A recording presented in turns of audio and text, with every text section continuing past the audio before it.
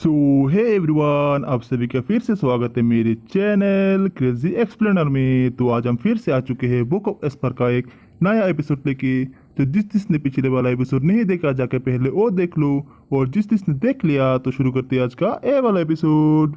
तो अब इस एपिसोड की स्टार्टिंग में हमें सूफेन को दिखाया जाता है कि सेकंड एल्डर से कहता है कि असलियत में तो माफी मुझे मांगनी चाहिए, इसलिए तो मैंने ये अपोलॉजी बैंक्वेट रखवाई है ताकि मैं आपसे अच्छे से माफी मांग सकूं और आपको इस सब के लिए रीपे कर सकूं। इसके अलावा मैं आपके लिए गिफ्ट में एक स्पेशल चीज भी ऑफर कर सकता हूँ। तो अब सूफेन की ये बात सुनकर के तो उसके सभी डिसाइपल्स और उसके सभी साथी काफी ज्यादा शॉक हो गए होते हैं। तभी क्विलंग सूफेन से कहता है कि स्टीवर्ट जू, ये कुछ ज्यादा ही नहीं हो रहा है, आपने काफी कुछ अच्छा कर दिया है। जबकि सेकंड एल्डर तो हंसते हुए अपने मन में कहते हैं कि हाँ, ये हुई ना बात। अब ये लोग इस बात के ऊपर सोचा विचारी कर रहे हैं कि ये लोग आखिर किस तरीके से मेरे सामने नील डाउन होंगे, लेकिन फिर भी वो ये सब कुछ खुद अपनी इच्छा से कर रहा है। बहुत बढ़िया। खैर वैसे भी वो इस अलाइट लेबर ऑफिस का सबसे टॉप डॉग है और उसका मेरे सामने घुटनों पर आना बिल्कुल ऐसा ही है जैसे कि ये पूरा का पूरा लेबर ऑफिस मेरे कदमों के नीचे है। तो इतना सोचने के बाद फिर सेकंड एल्डर कहते हैं कि ठीक है, जब तक तुम पूरी तरीके से इस बात के लिए श्योर हो और निश्चित रूप से मुझे इस बात के लिए भरोसा दिला सकते हो कि आज के बाद से तुम्हारा ये लेबर ऑफिस कभी भी हमारे इनर सेक्ट के साथ गड़बड़ी खड़ी करने की कोशिश नहीं करेगा और ना ही कभी दोबारा अलाइट एरिया की ओर देखने की कोशिश करेगा, तब तक मैं तुम्हारी इस माफी को एक्सेप्ट कर सकता हूँ। तो सेकंड एल्डर की ये बात सुनने के बाद तो जूफेन भी उनसे कहता है कि क्या आप पक्का इस बात के लिए श्योर है, क्योंकि अगर आप हैं तो बाद में इसके लिए आप रिग्रेट बिल्कुल मत करना, क्योंकि आप बाद में पीछे नहीं हट सकते। वैसे भी आपकी इस बात के लिए कई सारे एल्डर्स और वेनरेबल्स यहाँ पे प्रेजेंट हैं। तो सेकंड एल्डर भी कहते हैं कि हाँ ऑफ कोर्स, हम एक प्राइडफुल एल्डर्स हैं और हम कभी भी अपनी बात से पीछे नहीं हटते, इसलिए हम भी आगे से लेवर्स को परेशान नहीं करेंगे। तो जूफेन भी कहता है कि हाँ मुझे पता था, मैं एल्डर्स की बात पर भरोसा कर सकता हूँ। तो जूफेन की ये बात सुनने के बाद तो क्विलिंग और टाइयिंग तो जल्दी से भागते हुए जूफेन के पास आते हैं और हैरान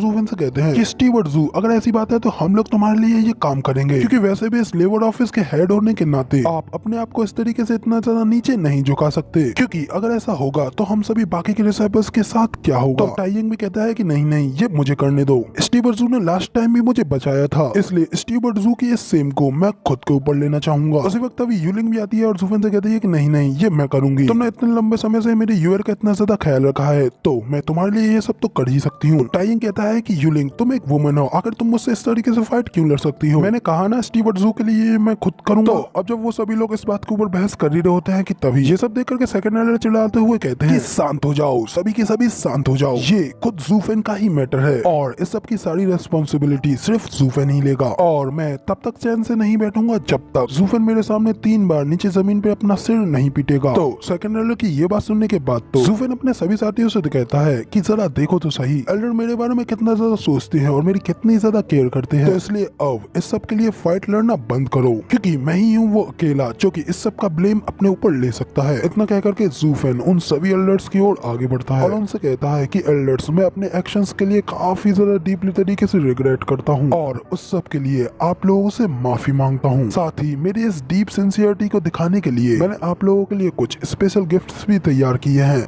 इतना कहते ही जूफेन अपने पास से कुछ बॉक्सेस को बाहर निकालता है और उन सभी एल्डर्स को एक एक गिफ्ट का बॉक्स दे देता है और आगे उन एल्डर्स से कहता है कि मैं ये होप करता हूँ कि मेरे इन गिफ्टों की वजह से आप लोगों के डिसाइपल्स के साथ हुई हानि की थोड़ी भरपाई हो पाएगी और इससे मुझे पश्चाताप करने में सहायता मिलेगी। तो अभी तक उन गिफ्टों को देखने के बाद वेनरेबल यांग भी जूफेन से कहते हैं कि ये गिफ्ट तो आपका हमसे किया गया वादा है, लेकिन हम सभी ये ज्यादा समझते हैं कि आपको माफी मांगने की जरूरत नहीं है, क्योंकि आप वैसे भी पूरे एंटायर एलाइट लेबर ऑफिस को रिप्रेजेंट करते हैं। कहते ही वेनरेबल यान जैसे ही अपने गिफ्ट बॉक्स को खोल करके देखते हैं तो उसे देख वो काफी ज्यादा खुश होते हुए कहते हैं, ये क्या, ये तो एक 9th ग्रेड का डेमोनिक ट्रेजर है और वो भी एकदम टॉप क्वालिटी का। इतना कहकर के वेनरेबल यान काफी ज्यादा खुश हो रहे होते हैं, जबकि उन्हें इस तरीके से देख करके सेकंड एल्डर और 7th एल्डर भी खुश होते हुए जूफेन से कहते हैं कि जूफेन, अब आखिर तुम किसका इंतजार कर रहे हो, जल्दी से यहाँ आओ और हमारे पास हमारे भी ट्रेजर्स को हमें ऑफर करो। तो 7th एल्डर भी खुश होते हुए कहते हैं कि हाँ, जल्दी से हमारे भी गिफ्ट हमें दो। तो तब जूफेन उन एल्डर्स से कहता है कि एल्डर्स, मैं आपसे लास्ट टाइम आखिरी बार पूछ रहा हूँ, अगर मैं आपसे झुक करके माफी मांग लूँ तो क्या फिर उसके बाद आप इस सब मामले को छोड़ देंगे? तो अब सेकंड एल्डर एक्साइटेड होते हुए कहते हैं, इस सेक्ट का एक एल्डर होने के नाते मेरे कहे गए वर्ड्स सोने की लकीर की तरह हैं, इसलिए अब जल्दी करो और मुझे भी मेरा गिफ्ट दो। ये सुनकर तो फिर जूफेन भी खुश होते हुए हंसते हुए उनसे कहता है कि ठीक है फिर एल्डर्स, अब आप मेरे सम्मान को प्लीज एक्सेप्ट कीजिए। इतना कहकर के जूफेन उन दोनों एल्डर्स को भी उनके गिफ्ट देने लगता है। तो अब इधर वो दोनों एल्डर्स भी जूफेन से अपने अपने गिफ्ट ले लेने के बाद उसे एक एक करके खोलने लगते हैं, जिसके बाद गिफ्ट बॉक्स खुलते ही हमें सेवेंथ एल्डर को दिखाया जाता है। ये तो हालत अपने गिफ्ट को देखने के बाद एकदम हैरानगी भरी हो गई होती है। अपने गिफ्ट को देखने के बाद उनकी आंखें शौक के मारे खुली की खुली रह गई होती हैं, जबकि सेकंड एल्डर का भी हाल कुछ इसी तरह बुरा हुआ होता है। वो भी इधर अपने गिफ्ट को देख करके काफी ज्यादा शौक हो गए होते हैं। तो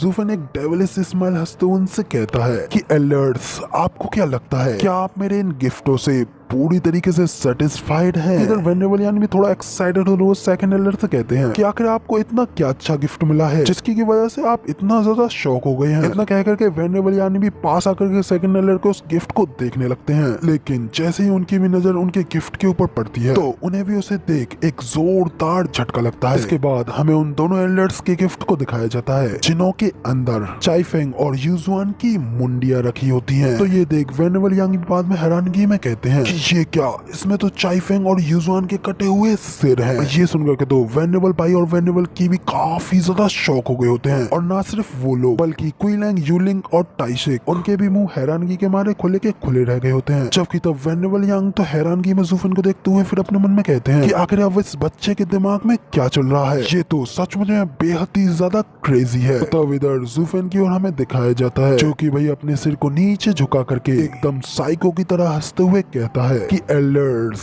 क्या आपको मेरे ये गिफ्ट्स पसंद आए? आफ्टर ऑल मैंने आप लोगों के लिए इस गिफ्ट को प्रिपेयर करने के लिए अपनी दिल और जान लगा दी, यहाँ तक कि आप एल्डर्स को अपने पोते पोतियों से मिलाने के लिए, उन्हें आपके गले से लगवाने के लिए मैंने बहुत कुछ किया, वरना तो मैं इन सिरों को कब का कुत्तों के सामने फेंक चुका होता। इतना कहकर के भाई जूफेन अपने किलिंग इंटेंट को रिलीज करते हुए भाई एकदम डेविलिश तरीके से हंस रहा होता है, जबकि इधर उन एल्डर्स को तो कुछ भी समझ नहीं आ रहा होता कि आखिर वो अपने पास से किस तरीके के इमोशन को बाहर निकाले। तो तब दोनों ही एल्डर बेहद ज्यादा गुस्से के साथ अपनी पावर्स को अनलेस करते हुए जूफेन को अटैक करते हुए उससे कहते हैं कि जूफेन, हम तुम्हें अभी के अभी मार डालेंगे। इतना कहते ही वो लोग जूफेन को अटैक करने के लिए अपने अटैक को तैयार कर ही रहे होते हैं। तभी बीच में वेनेबल यांग आकर के उन्हें रोकते हुए उनसे कहते हैं कि रुको रुको, सबसे पहले मैं इस सब के बारे में कुछ पूछना चाहता हूँ। इतना कहते ही फिर वो जूफेन से पूछते हैं कि जूफेन, मुझे सच सच बताना, क्या तुमने इन लोगों को मारा है? मगर ये लोग तो तब अलाइट एरिया में थे। तो जूफेन उनसे कहता है कि हाँ, और आपने क्या सोचा था? आखिर मैंने ये अपोलोजी बैंक्वेट और किस लिए रखवाई थी? मैं सुबह सुबह ही जल्दी से अलाइट एरिया में चला गया था,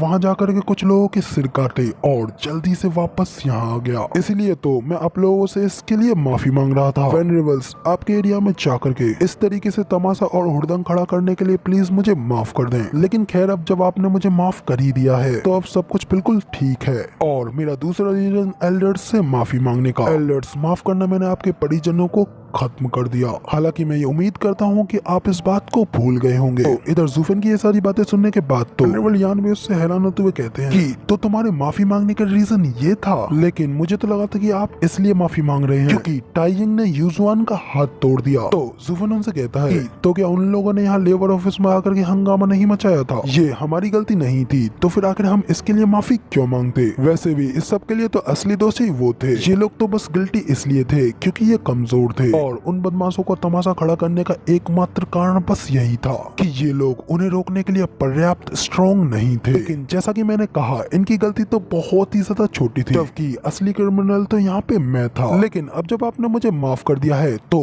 ये मामला अब यहीं पे खत्म हो गया है। तो अब तभी इधर सेकंड एल्डर गुस्से में चिल्लाते हुए कहते हैं कि अपनी बकवास करना बंद करो, तुमने पहले ही अकेले ये सब प्लानिंग बनाई हुई थी, और अपने इन एक्शंस को छुपाने के लिए तुमने इन दोनों चीजों को एक साथ मिक्स कर दिया। तुम्हें क्या लगता है कि इस तरह दिन दहाड़े हत्या करने के बाद तुम्हारा ये बेतुका बहाना कामयाब हो जाएगा? मगर नहीं, अब इस सब के लिए मैं भी तुम्हारा सिर काटूंगा। तो अब इधर सेकंड एल्डर की ये बात सुनने के बाद तो जूफेन भी शौक होने का बहाना करते हुए कहता है कि ओ, लेकिन आपने तो मुझसे वादा किया था कि अगर मैं आपके सामने नील डाउन होकर के आपसे माफी मांगता हूँ तो आप इस सब मामले को जाने देंगे। तो अब इधर जूफेन की इस तरीके की एक्टिंग को देख करके तो सेकंड एल्डर और भी ज्यादा भड़क करके चिल्लाते हुए कहते हैं कि बकवास बंद करो, तुमने जो काम किया है मैं उसके लिए तुम्हारे हाथ पैर काट करके तुम्हें मार डालूंगा। तो सेकंड एल्डर की ये बात सुन करके तो जूफेन हल्के से स्माइल करते हुए कहता है कि इससे बेहतर तो कुछ भी नहीं है, क्योंकि अब मुझे अपने घुटने टेकने की जरूरत नहीं है। तो गाइज अब इधर ज़ूफेन के इतना कहने के साथ ही हमारा ये वाला एपिसोड यहाँ पे कंप्लीट हो जाता है। और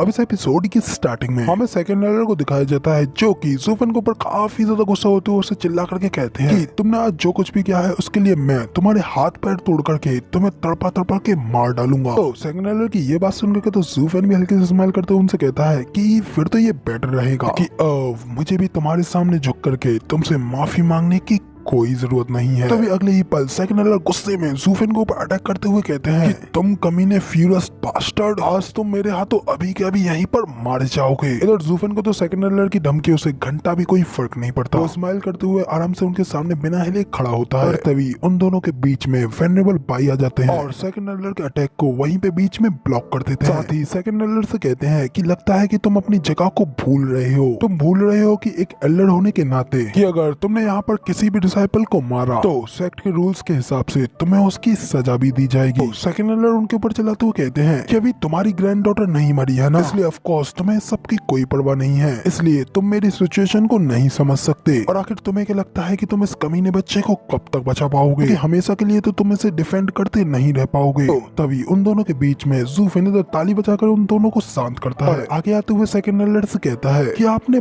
बहुत सही कहा, मैं एल्डर्स के अपने ग्रैंड चिल्ड्रंस के प्रति उनका प्यार पूरी तरीके से महसूस कर सकता हूँ। तो क्यों ना मैं आप दोनों को एक एक मौका दूं। हमारे सेक्ट के रूल्स के हिसाब से लोअर स्टेटस वाला पर्सन एक हायर स्टेटस वाले पर्सन के ऊपर अटैक कर सकता है, वो भी उसके होने वाले कॉन्सिक्वेंस से बिना डरे। और इन्हीं सेक्ट के रूल्स के दायरों में रहते हुए मैंने तुम दोनों के ग्रैंड चिल्ड्रंस को भी मार डाला, लेकिन अब चुनौती देने की बारी मेरी आपको है, इसलिए अगर आप बाद में भी मुझे टुकड़े टुकड़े करने में सफल हो भी गए तो भी कोई कुछ नहीं कहेगा। तो ज़ूफेन की ये बात सुनकर के तो दोनों ही एल्डर्स काफी ज्यादा हैरान हो गए होते हैं। सेकंड एल्डर तो जल्दी से खुश होते हुए कहते हैं कि बहुत अच्छे, अभी के अभी तुम्हारे इस चैलेंज को एक्सेप्ट करता हूँ। ये सुनकर तो ज़ूफेन भी स्माइल करते हुए कहता है कि ये तो बहुत अच्छा है, क्यों ना आप दोनों ही एक साथ आ जाएं। दूसरी ओर ज़ूफेन की ये बात सुनकर तो वेनेबल सी भी हैरान होते उससे कहते हैं कि ज़ूफेन आखिर तुम ये सब क्या कर रहे हो। ज़ूफेन कहता है कि इन बेचारे एल्डरों ने अभी अभी अपने परिवार के लोगों को खोया है, तो कम से कम मैं उनकी बदला लेने की उम्मीद को तो जगाए रख ही सकता हूँ। तो ये सुनकर तो दूसरी ओर वेनेबल की भी चिल्लाते हुए कहते हैं तुम उन लोगों को एक होप, एक उम्मीद नहीं दे रहे हो, बल्कि अपनी लाइफ भी दे रहे हो। ज़ूफेन कहता है कि नहीं नहीं ये सब ठीक है। इसके बाद फिर ज़ूफेन वहाँ पे खड़े सभी लोगों से कहता है कि इसके अलावा यहाँ पे मौजूद हर कोई आज यहाँ पे मेरी ईमानदारी और दयालुता की पुष्टि कर सकता है, और ये सब इस बात के ऊपर निर्भर करता है कि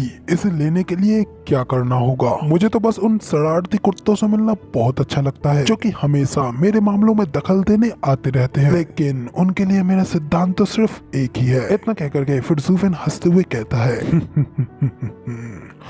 पहले उनकी उम्मीदें बढ़ाओ और फिर कुचल डालो। इनकी ये बात सुनकर तो सभी लोग एकदम शॉक हो गए होते हैं। फिर उन लोगों की फाइट लड़ने की जगह बनाने के लिए वहाँ से दूर दूर हटने लगते हैं। जबकि दूसरी ओर सेकंड एल्डर सेवंथ एल्डर से कहते हैं सेवंथ एल्डर क्या मैं अकेले ही इससे आपकी ग्रैंड डॉटर का भी बदला ले लूं, क्योंकि यहाँ पे आपके जुड़े आने से उससे उसको और भी ज्यादा क्रेडिट मिलेगा। तो सेकंड एल्डर की ये बात सुनने के बाद तो सेवंथ एल्डर भी कुछ देर के लिए सोचने के लिए वहाँ पे खामोश खड़ी रहती है। फिर गुस्से में अपने दांत पीसते हुए सेकंड एल्डर से कहते हैं कि तो ठीक है, फिर अब मैं सेकंड एल्डर से बस इतना ही कहना चाहूंगा कि उस लड़के का कुछ अच्छी तरीके से ध्यान रखना। तो सेकंड एल्डर भी खुश होते हुए कहते हैं कि इसमें कोई प्रॉब्लम नहीं है। वो अपने ग्रैंडसन चाई फेंग को याद करते हैं और कहते हैं फेंगर अब मैं तुम्हारा इससे बदला लेने जा रहा हूँ। करके सेकंड एल्डर अपने हाथ के पंजों को आग की लपटों में कवर कर लेते हैं। ज़ूफेन के ऊपर वहीं से एक फायर सूल अटैक करते हैं, जिससे कि एक आग का गोला ज़ूफेन के ऊपर अटैक करने के लिए उसकी ओर आगे बढ़ता है। देख करके वेनरेबल भाई भी ज़ूफेन के लिए परेशान होते हुए कहते हैं ये एक इथेरियल स्टेज एक्सपर्ट का अटैक है कि कोई भी युआन की आई या फिर बॉडी उसका सामना नहीं कर सकती है। वेनरेबल भाई के इतना कहते ही दूसरी ओर ज़ूफेन तो सिर्फ अपना एक हाथ मार करके उस अटैक को वहीं पे डिस्ट्रॉय कर देता है, और उस अटैक से उसे घंटा कोई फर्क नहीं पड़ता। ये देख करके तो सेकंड एल्डर एकदम पूरी तरीके से शॉक हो गए होते हैं और गुस्से में सिर्फ अपने दांत पीस करके ज़ूफेन को ही देखते रह जाते हैं कि वेनेबल की और वेनेबल भाई का मुंह भी शॉक के मारे खुला का खुला रह जाता है। तो वो हैरानगी में कहते हैं कि उसने सचमुच में उस अटैक को ब्लॉक कर दिया, मगर आखिर ऐसा कैसे हो सकता है, वो तो सिर्फ अभी अभी एक रेडनेस स्टेज का एक्सपर्ट बना है। इधर दूसरी ओर सेकंड एल्डर और सेवंथ एल्डर तो डिस्कस करते हुए एक दूसरे से कहते हैं कि सेवंथ एल्डर ये बच्चा कुछ ज्यादा ही अजीब है, मैं उसके ऊपर एक बार फिर से अटैक करने जा रहा हूँ, और जब मैं उसके ऊपर अटैक करूँ तो तब आप उससे उसका सिर ले लेना। तो ये सुनकर तो सेवंथ एल्डर भी एग्री करते हुए उनको ओके करते हैं, जिसके बाद सेकंड एल्डर अपनी आग की लपटों को अपनी पूरी बॉडी में फैलाते हुए सस्ते से थर्ड ग्रेड के घोस्ट राइडर बन जाते हैं और अपना अगला अटैक चलने के लिए अपनी आग भरी हथेलियों को नीचे जमीन पर रखते हैं। इसकी वजह से ज़ूफेन के और पास जमीन के अंदर से कई सारी बड़ी बड़ी आग की लपटें उसे चारों ओर से घेर लेती हैं, जो देख करके तो वेनेबल की भी घबराते हुए कहते हैं कि सेकंड एल्डर की सोल एक फर्स्ट एलिमेंट की है, जो कि वो है एक सोल फायर, इसलिए कोई भी फिजिकल अटैक उसके ऊपर कोई फर्क नहीं डाल सकता। तभी ब्लू हेयर वाले वेनेबल गुई भी कहते हैं कि इस अटैक से बचने का सिर्फ और सिर्फ एक ही तरीका है, वो ये है कि उसकी सोल उनसे भी ज्यादा स्ट्रॉन्गर होनी चाहिए, और अगर आपकी सोल उससे ज्यादा स्ट्रॉन्गर नहीं होती है तो आप उस अटैक से अपनी मौत तक चलते रहोगे। तो वेनेबल यांग भी घबराते हुए कहते हैं आखिर अब हमें क्या करना चाहिए, क्योंकि स्टीवर्ट ज़ू तो सिर्फ और सिर्फ एक रेडियन स्टेज का ही कल्टीवेटर है, तो फिर आखिर वो अब कैसे इस सोल फायर का सामना कर पाएगा। अब तभी इधर हमें ज़ूसरी और ज़ूफेन की ओर दिखाया जाता है, जो कि भाई अपनी one of the best skill अपनी आई ऑफ द वॉइड का इस्तेमाल करता है, वो भी divine eyes of the void की फोर्थ स्टेज डोमेन एक्सपेंशन, ये नाम मैंने खुद रखा है। तो जैसे ही ज़ूफेन अपनी divine eyes of the void की फोर्थ स्टेज का यूज करता है, ज़ूफेन के और पास उसकी डोमेन खुल जाती है, जिसके अंदर उसकी मर्जी के अलावा कोई भी एंटर नहीं कर सकता, इसलिए उस फायर को ही उल्टा बैकलेस हो जाता है, क्योंकि वो सेकंड एल्डर का एक सोल अटैक होता है, जो कि अब खुद ही उल्टा डिस्ट्रॉय हो चुका है, इसलिए उससे सेकंड एल्डर को भी एक जोरदार बैकलेस होता है, जिस वजह से वो भी घायल होते हुए अपने मुंह से खून खांसने लगते हैं और गुस्से में अपने दांत पीसते हुए अपने मन में कहते हैं आखिर ये बच्चा ऐसे कैसे कर सकता है, ये लड़का तो सच में एक मॉन्स्टर है। और अब मुझे समझ में आया कि इसमें कोई शक नहीं है कि उस बच्चे ने हम दोनों एल्डर्स को एक साथ चुनौती देने का साहस किया, तो क्या ये हो सकता है कि उसका ये सब करने का मेन पर्पस तो बस यही था। सचमुच ये मॉन्स्टर बेहद ही ज्यादा खतरनाक है। ज़ूफेन तो आराम से वहाँ पे खड़ा स्माइल कर रहा होता है, यही पल एक झटके में वो वहाँ से गायब हो जाता है, सीधा सेवंथ एल्डर के सामने अपीयर होता है और उनके ऊपर अपना एक जोरदार अटैक करने के लिए आगे बढ़ता है। देख करके तो सेकंड एल्डर भी काफी ज्यादा घबरा गए होते हैं और चिल्लाते हुए ज़ूफेन से कहते हैं कि बास्टर्ड। तभी अचानक से उन्हें एक और जोरदार झटका लगता है, वो काफी ज्यादा हैरान हो गए होते हैं। अब उन्हें उनके सामने उनकी मौत, बड़ा सा सोल से बना पर्पल गोल्ड ड्रैगन, जो कि उनकी सोल पावर से भी कहीं गुना ज्यादा खतरनाक होता है, के सामने वो खुद को बहुत ही ज्यादा छोटा पाते हैं, इसलिए वो शौक के मारे घबराते हुए अपने मन में कहते हैं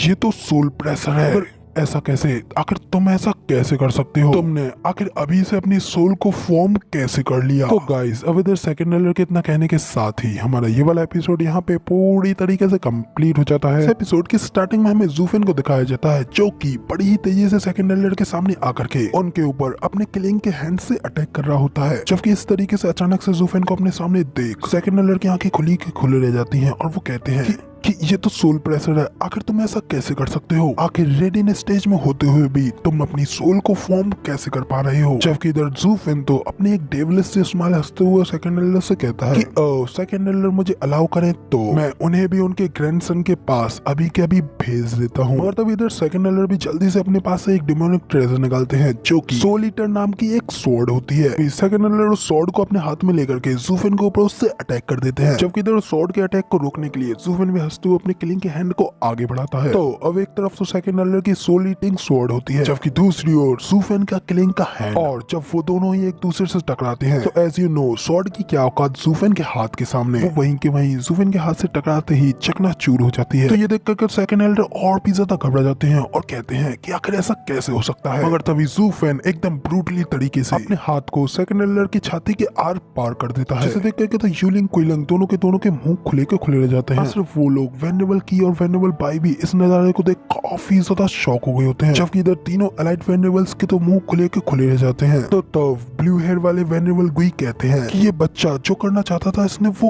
कर दिखाया, सचमुच ये बच्चा तो एकदम इनसेन लेवल पर है। इधर दूसरी ओर हमें वापस से सेकंड एल्डर की ओर ही दिखाया जाता है, जिनकी की छाती के आर पार अभी भी हमारे ज़ूफेन का हाथ होता है और वो एकदम डेविलिश तरीके से हंसते हुए उन्हें घूर करके देख रहा होता है। मगर तभी अचानक से सेकंड एल्डर की बॉडी से कोई गोल्डन कलर की चीज बाहर निकल करके भागने लगती है, और वो कोई और नहीं बल्कि सोल फॉर्म में ही सेकंड एल्डर होते हैं, जो कि घबरा करके वहाँ से जल्दी से भागते हुए अपने मन में कहते हैं कि इस बच्चे ने अपने अंदर कई सारी खतरनाक पावर्स को छुपा रखा है, जो कि हम जैसों को मारने के लिए तो काफी है, इसलिए अगर मैं और देर यहाँ पर रुका तो आज नहीं तो कल मैं इसके हाथों मारा ही जाऊंगा। इसलिए मुझे सबसे पहले जल्दी से इनर सेक्ट में जाना चाहिए और वेनेबल सी को ढूंढना चाहिए, जिसके बाद एक दिन मैं इससे अपना बदला तो लेकर के रहूंगा। इतना सोचते हुए वो वहाँ से भागते हुए ज़ूफेन से कहते जाते हैं कि बच्चे तूने अब तक मेरा अंतिम रूप नहीं देखा है। ये सब कहते हुए सेकंड एल्डर को लगता है कि ज़ूफेन उन्हें नहीं देख पा रहा है, मगर इधर तो ज़ूफेन उसे देख भी पा रहा होता है और सुन भी पा रहा होता है, जिसके बाद वो उनसे कहता है, ओ मगर मैं ये देख पा रहा हूँ। इतना कहते ही ज़ूफेन अपनी divine eyes of the void की सेकंड स्टेज को एक्टिवेट करता है और उससे सेकंड एल्डर के ऊपर अपने वॉइड इनहेलेशन से अटैक करता है, जिससे कि ज़ूफेन की आंख से एक खतरनाक गोल्डन कलर की एनर्जी सेकंड एल्डर की सोल बॉडी को डिस्ट्रॉय करने के लिए आगे बढ़ती है, जो देख करके तो भाई सेकंड एल्डर की फटके चार हो जाती है। वो उस एनर्जी को अपनी ओर आता हुआ देख करके जोरों से चीख रहे चिल्ला रहे होते हैं। तभी वो अटैक उनसे जाकर के टकराता है और बूम, खत्म। सेकंड एल्डर का काम वहीं पे पूरी तरीके से तमाम हो जाता है, जबकि बाकी के सभी लोग भी उसी ओर देख रहे होते हैं। ज़ूफेन भी सेकंड एल्डर को ही मरता हुआ देख रहा होता है, जबकि तभी इस बात का फायदा उठाते हुए सेवंथ एल्डर ज़ूफेन के ऊपर कई सारे स्लाइसेस से अटैक करते हैं और हंसते हुए कहते हैं कि सेकंड एल्डर आप बिल्कुल भी चिंता मत करना, मैं इससे आपकी भी मौत का बदला ले लूंगा और आपकी मौत इस तरीके से पूरी तरीके से व्यर्थ नहीं जाएगी। इतना कहते हुए सेकंड एल्डर जोर जोर से हंस रहे होते हैं, जबकि तभी ज़ूफेन भी उनकी ओर देखता है और अपने एक अटैक ब्लड ब्लेड्स का यूज करता है, जिससे कि ज़ूफेन की बॉडी से एक लाल कलर की एनर्जी बाहर निकलती है और एक ही झटके में बड़ी तेजी से वो सभी के सभी स्लैश अटैक को डिस्ट्रॉय कर देती है, जो देख के तो भाई सेवंथ एल्डर की भी आंखें खुली की खुली रह जाती हैं और उनके शरीर से टोटली पसीने छूटने लगते हैं। और तभी ज़ूफेन के अंदर की वो रेड एनर्जी ना सिर्फ सेवंथ एल्डर के अटैक्स को डिस्ट्रॉय करती है, बल्कि सेवंथ एल्डर की छाती के आर पार जाकर के उन्हें भी जख्मी कर देती है, जिस वजह से उनके मुंह से खून निकलने लगते हैं और वो अपने मन में कहते हैं कि क्या वो कोई सोल फॉर्म थी, लेकिन आखिर ऐसा कैसे हो सकता है। उसने रेड स्टेज पर होते हुए भी मेरे ऊपर एक इतना ज्यादा खतरनाक सोल अटैक किया। सोचते हुए सेवंथ एल्डर की हालत और भी ज्यादा खराब होने लगती है, मुंह से काफी ज्यादा खून की उल्टियां होने लगती हैं, साथ ही उनके शरीर से खौफ के पसीने छूटने लगते हैं। फिर वो ज़ूफेन को देखते हुए अपने मन में कहते हैं कि ये बच्चा आखिर ये किस तरीके का एक मॉन्स्टर है। ज़ूफेन तो स्माइल करते हुए अभी भी सेवंथ एल्डर को ही देख रहा होता है। इसे देख करके सेवंथ एल्डर के शरीर से टोटली पसीने छूटने लगते हैं, उनके कदम खुद ब खुद धीरे धीरे पीछे हटने लगते हैं और फिर वो बड़ी तेजी से डर के मारे अपनी जान बचा करके वहाँ से भागने लगते हैं। घबराते हुए पीछे ज़ूफेन को देखते हुए अपने मन में कहते हैं कि अब मैं एक पल के लिए भी यहाँ नहीं रुक सकता, क्योंकि अगर मैं इससे एक पल के लिए और अकेला फाइट लड़ता हूँ तो मैं जल्द ही अगले ही पल इसके हाथों मारा जाऊंगा। इतना कहते हुए सेवंथ एल्डर पीछे देखते हुए भाग रहे होते हैं, जबकि तभी इधर ज़ूफेन अपनी टेलीपोर्टेशन टेक्निक का यूज करते हुए डायरेक्ट उनके सामने आते हुए हंसते हुए कहता है कि सेवंथ एल्डर आखिर अब क्या हुआ, क्या अब आप फाइट नहीं लड़ना चाहते, तो फिर आप आखिर इस तरीके से क्यों भाग रहे हैं, क्या आपको भी अपनी ग्रैंड डॉटर का बदला नहीं लेना है। जबकि इधर अचानक ज़ूफेन को अपने सामने सेवंथ एल्डर की भी भाई फटके चार हो जाती है और वो घबराते हुए ज़ूफेन से कहते हैं, ज़ूफेन आखिर तुम एक इनर सेक्ट के एल्डर को मारने की हिम्मत कैसे कर सकते हो। ज़ूफेन हंसते हुए उनसे कहता है कि सेक्ट के रूल्स तो मेरे ही साइड पे है और आपको मारना मेरे लिए कुछ भी नहीं है, इसलिए अब आप एक मैन की तरह मेरा सामना करो। इसके अलावा मैं तो ऑलरेडी एक को पहले ही मार चुका हूँ, तो आखिर मुझे एक और को मारने से क्या ही फर्क पड़ता है। इतना कहकर के ज़ूफेन अपने किलिंग के हैंड से कोस्टली ड्रैगन क्ला का यूज करते हुए सेवंथ एल्डर की मुंडी को भी अलग कर देता है। तो तब एक इटर्नल स्टेज का एक्सपर्ट होने की वजह से उनकी भी सोल फॉर्म उनकी बॉडी से बाहर निकल करके अपनी जान बचाने के लिए भागने लगती है, और तभी वो ऐसा नहीं कर पाते और अचानक से किसी चीज से जाकर के टकरा जाते हैं। इसके बाद वो पीछे हटते हुए कहते हैं कि व्हाट द हेल, अब ये क्या चीज है। अगर जैसे ही वो अपने सामने की चीज को देखते हैं तो वो काफी ज्यादा शॉक हो गए होते हैं, क्योंकि उनके सामने खड़ा होता है एकदम बैडेस्ट तरीके से ज़ूफेन का ब्लडी बेबी। इसे देख करके तो सेवंथ एल्डर और भी ज्यादा घबराते हुए कहते हैं व्हाट द हेल, आखिर ये क्या चीज है। मगर गाइस इसी सीन के साथ हमारा ये वाला एपिसोड यहाँ पे कंप्लीट हो जाता है और अब से एपिसोड की स्टार्टिंग में हमें सेकंड एल्डर की सोल फॉर्म को दिखाया जाता है, जो कि किसी को अपने सामने देख कर कांपते हुए पीछे हटते हुए कहते हैं कि व्हाट द हेल, अब आखिर ये क्या चीज है। इधर वो चीज कोई और नहीं बल्कि ज़ूफेन का ब्लडी बेबी होता है। तो उसे अपने सामने देख सेवंथ एल्डर कहते हैं कि मुझे कोई फर्क नहीं पड़ता है कि आखिर तू क्या चीज है, कमीने अभी कभी मेरे रास्ते के सामने से हट जा। इतना कहकर के सेवंथ एल्डर ब्लडी बेबी के ऊपर काफी सारे स्लैश अटैक्स करते हैं। अपनी ओर आता हुआ देख करके तो ब्लडी बेबी भी काफी ज्यादा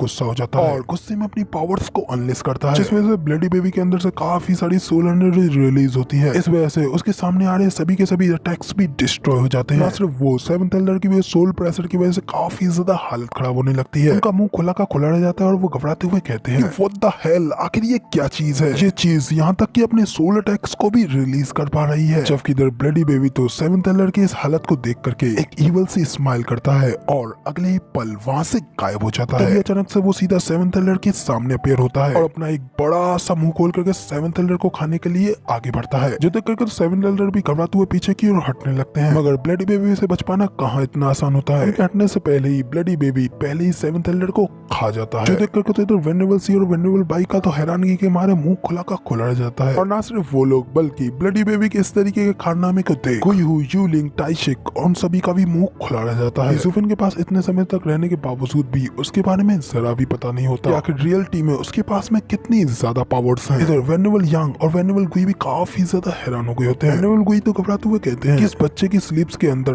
बेहद ही ज्यादा और बेहद ही खतरनाक ट्रिक्स छुपी हुई हैं और इसीलिए तो ये बिना किसी दिक्कत के उन दोनों एल्डर्स से लड़ने के लिए तैयार हो गया था। ब्लडी बेबी की ओर भी दिखाया जाता है जो कि सेवेंथ एल्डर को खाने के बाद में बड़े ही सुकून के साथ वहाँ पे हवा में लेटा होता है, जिसे देख वेनरेबल गुई आगे कहते हैं कि उसके जैसे एक खतरनाक इंसान के साथ केवल एक ही चीज जो उसके साथ आएगी वो है इस तरीके के विचित्र डेमोनिक क्रिएचर्स। इसके बाद हमें ब्लडी बेबी को दिखाया जाता है वो सेवेंथ एल्डर को खाने के बाद तो वो वापस जूफेन के पास आता है और सेवेंथ एल्डर की सोल बॉडी को अपने मुंह में चबा के हालत खराब करके वो जूफेन के हाथ में निकाल देता है। तो सेवेंथ एल्डर का बचा हुआ सोल का टुकड़ा जूफेन के हाथ में आने के बाद और भी ज्यादा खौफ के मारे चिल्लाने लगता है। तो स्माइल करते हुए जूफेन उनसे कहता है कि भागो भागो, जितना तेज हो सकता है उतना तेज भागो। इसलिए तो मैंने तुम्हें रोकने के लिए अपने उस डिमोनिक क्रीचर को पहले ही बाहर निकाल रखा था। तो बताओ मुझे, तुम अपने शरीर को छोड़ने के बाद भी क्या मुझसे ज्यादा दूर तक भाग पाए क्या? ये सुनकर के सेवेंथ एल्डर की सोल भी कहती है जूफेन जरा केयरफुली अच्छी तरीके से सोच लो, तुम किसी भी तरीके से मुझे छूने की कोशिश करते हो तो इस वजह से पूरा इनर सेक्ट तुम्हारा दुश्मन बन जाएगा। तो सेवेंथ एल्डर की ये बात सुनने के बाद जूफेन भी स्माइल करता है और उनसे कहता है कि क्या मेरा दुश्मन? और फिर जूफेन सेवेंथ एल्डर को अपने हाथ में ऊपर उठाते हुए उसे सभी लोगों को दिखाते हुए कहता है ये जगह हमारा मैदान है और ये ओल्ड कोर्ट यहाँ पे मुझे धमकाने की कोशिश कर रहा है। तो बताओ मुझे, क्या मैं इससे डर जाऊं क्या? और क्या हम लोग इनसे कमजोर हैं क्या? इनसे हारे हुए हैं क्या? तो जूफेन की ये बात सुनने के बाद तो सभी लोग भी खुश होते हुए कहते हैं कि नहीं, हमें अब इन लोगों से कोई डर नहीं। इतना कहते हुए वो सभी लोग जूफेन के जयकारे लगाने लगते हैं। इधर वेनरेबल बाई भी खुश होते हुए अपने हाथ को उठाने लगते हैं और खुशी के मारे अपने मन में कहते हैं कि सचमुच में ये कितनी ज्यादा रिलीफ की बात है, ये लड़का सचमुच में एक हीरो है जिसे कि हम आगे फॉलो कर सकते हैं। इसके बाद फिर जूफेन सेवेंथ एल्डर से पूछता है कि सेवेंथ एल्डर अब बताएं कि आपको क्या लगता है, क्या इनर सेक्ट तुम्हारे लिए इतना ज्यादा रिलायबल है क्या? नहीं, उनमें से कोई भी आपके लिए लड़ने के लिए खड़ा नहीं होगा। और क्या तुम जानते हो कि ऐसा क्यों है? क्योंकि वो लोग डरते हैं मुझसे। और आज के दिन मैं यहाँ पर तुम्हें चैलेंज कर रहा हूँ, साथ ही आज तो मैं यहाँ पर जान से भी मार रहा हूँ और आने वाले कल को मैं सबको लेकर के आगे भी बढ़ूंगा। मगर मैं सिर्फ एक लेवर डिसाइपल हूँ, इसलिए सभी के सभी रूल्स मेरी ही साइड पे हैं। मगर इससे पहले एक बात बताओ मुझे, तुम्हें क्या लगता है कि वो सभी के सभी लोग भी मेरे इस चैलेंज को एक्सेप्ट करना चाहेंगे? जबकि यहाँ पर तुम दोनों लोग मेरे हाथों मरने के बाद सभी लोगों को ये स्टेटमेंट दोगे, जिसके बाद और कोई भी मूर्ख यहाँ पर उछल कूद करने की हिम्मत नहीं करेगा। मेरे लिए तो इनर सेक्ट एल्डर सिर्फ एक एनिमी नाम का एक टाइटल है, वो तुम्हारी कभी भी प्रोटेक्शन नहीं कर पाएंगे, क्योंकि जैसे ही एक बार तुम्हारा मूल्य उनके लिए खत्म हो जाता है उसी वक्त तुम्हें बाहर फेंक दिया जाता है। जूफेन की ये सारी बातें सुनने के बाद में सेवेंथ एल्डर डर के मारे जोरों से कांपने लगते हैं और जूफेन से मना करने लगते हैं। मगर तभी जूफेन अपनी डीमन ट्रांसफॉर्मेशन आर्ट का यूज करता है और सेवेंथ एल्डर की सोल की सारी एनर्जी को अपने अंदर सोखने लगता है। इसे सेवेंथ एल्डर की सोल बॉडी खत्म हो जाने के बाद डिसअपीयर होकर के जूफेन की बॉडी में एब्जॉर्ब होने लगती है और फिर उसे पूरी तरीके से एब्जॉर्ब करने के बाद जूफेन अपने मुंह से एक चैन की सांस लेता है। फिर जूफेन खुश होते हुए अपने मन में कहता है अब मैं अपनी डीमन ट्रांसफॉर्मेशन आर्ट सोल्स के ऊपर भी यूज कर सकता हूँ, जिससे मेरी खुद की सोल पावर भी बढ़ जाएगी और इससे मैं अपनी कल्टीवेशन को भी तेजी से बढ़ा पाऊंगा। कहने के बाद फिर जूफेन अपने सभी लोगों की ओर देखते हुए कहता है कि क्या तुम लोग अभी भी अपने आप को डाउन फील कर रहे हो? ये सुनकर तो सभी लोग खुश होते हुए जूफेन को मना करने लगते हैं। जूफेन हंसते हुए उनसे कहता है कि हाँ, तुम लोग मेरी साइड पे हो, अगर तुम लोग हारते हो तो इसमें मेरी भी हार है और मैं उनमें से हूँ जो कि अपनी हर एक हार का बदला लेता है। तो जूफेन की ये बात सुनने के बाद सभी लोग खुश होते हुए जूफेन को प्राउड करते हुए उसी की ओर देख रहे होते हैं, जबकि जूफेन आगे उन लोगों से कहता है कि इसके अलावा तुम सभी लोग बहुत ही ज्यादा कमजोर हो, तुम लोगों को सिर्फ एक ही बार चैलेंज किया गया और देखो जरा अपने आप, तुम सभी के सभी लोग बिल्कुल रोते हुए एक बच्चे की तरह दिखने लगे और ये चीज मेरे लिए अनएक्सपेक्टेबल है। मैं इस चीज को बिल्कुल भी बर्दाश्त नहीं कर सकता, इसलिए मैंने फैसला किया है कि मैं कल से ही शुरू करूंगा। कल से सभी लेवर डिसाइपल्स वही करेंगे जो कि लेवर्स असलियत में करते हैं। तुम लोग झाड़ू लगाओगे और साफ सफाई करोगे, और भागने के बारे में तो बिल्कुल भी मत सोचना। सारे का सारा अलाइट लेबर ऑफिस कल यही करेगा। तो सुफिन की ये बात सुनने के बाद तो सभी के सभी लोग काफी ज्यादा हैरान और काफी ज्यादा दुखी हो गए होते हैं, और सुफिन से पूछने लगते हैं कि मगर लेकिन ऐसा क्यों। तो सुफिन उनके ऊपर चिल्लाते हुए कहता है कि अच्छा, अभी भी तुम्हारी मुझसे ये पूछने की हिम्मत हो रही है, जल्दी से यहाँ से भागो वरना अभी ही तुम्हें ये सजा मिलेगी। तो सुफिन की ये बात सुनकर तो सभी के सभी डिसाइपल्स जल्दी से वहाँ से भागने लगते हैं, जबकि दूसरी ओर वेनेवल की खुश होते हुए हंसकर के सुफिन से कहते हैं कि अब मैं ये देख पा रहा हूँ कि अब ये जगह आगे से बिल्कुल भी नहीं टूटेगी, बल्कि कंटिन्यूअस ग्रो और ज्यादा ग्रो करती रहेगी। तो तब इधर वेनेबल भाई भी कहते हैं कि एक एक्सपर्ट को पता होना चाहिए कि उसे कब पीछे हटना है, उसे पता होना चाहिए कि उसे कब हारना है और कब जीतना है, क्योंकि सिर्फ एक ही झटके में हिम्मत हारने के बाद वो आगे किसी भी चीज की हिम्मत नहीं कर पाते। स्पेशली तौर पे तो अब जब उनमें से कुछ लोग लेबर ऑफिस को छोड़ना चाहते हैं, तो इसलिए इस चीज को हटाना होगा और इसे आगे और भी ज्यादा पनपने नहीं देना होगा। ज़ुफेन ने उन्हें ह्यूमिलिटी और डिटर्मिनेशन सिखाया ताकि विपरीत परिस्थितियों में भी वो लोग ना टूटे। हालांकि ज़ुफेन की प्रेरणादायी बातों के बाद ही चीज अब कारगर साबित हुई। हालांकि उसकी जीत से पहले कोई भी उसकी बात नहीं सुनता था, जहाँ तक कि अलाइट लेबर ऑफिस भी नहीं। मगर ये ज़ुफेन, इसके पास में सचमुच में एक बेहद ही ज्यादा ग्रेट चार्म है, और वो सिर्फ और सिर्फ महान काम करने के लिए ही बना है। और यहाँ पर सिर्फ वही है एक जो कि हमारा अगला सेक्ट लीडर बनेगा। तो गाइस, वेनेबल बाई के इतना कहने के साथ ही यहाँ पे हमारा ये वाला एपिसोड कंप्लीट हो जाता है। और वीडियो पसंद आई हो तो यार एक लाइक कर देना, साथ ही मुझे कमेंट करके जरूर बताना कि आपको हमारा ये वाला वीडियो का एक्सप्लेनेशन कैसा लगा। और चैनल पर नए हो और आगे भी ऐसे अमेजिंग वीडियोस को देखना चाहते हो तो इस चैनल को सब्सक्राइब जरूर से कर देना। शुक्रिया।